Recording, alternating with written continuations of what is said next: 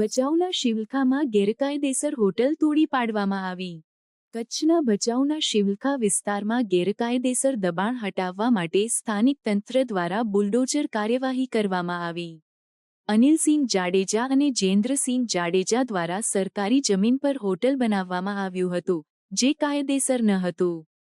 તંત્ર દ્વારા આ હોટલ તોડી પાડવામાં આવ્યું અને જમીન ફરી સરકારના હસ્તક આવી। આરોપી સામે હત્યા, મારામારી સહિત 6 જેટલા ગુન્હાઓ નોંધાયેલા છે અને તંત્ર દ્વારા આરોપીઓ સામે કડક કાર્યવાહી કરવામાં આવી રહી છે। એડી અને સ્થાનિક પોલીસ દ્વારા આરોપીઓની સંપત્તિની તપાસ પણ હાથ ધરવામાં આવી છે, જેથી ગેરકાયદેસર દબાણ અને છેતરપિંડી સામે સખત પગલાં લેવામાં આવે। ભચાઉના શિવલખા વિસ્તારમાં આ દબાણ હટાવવાની કાર્યવાહી બાદ સ્થાનિક લોકોમાં રાહત જોવા મળી।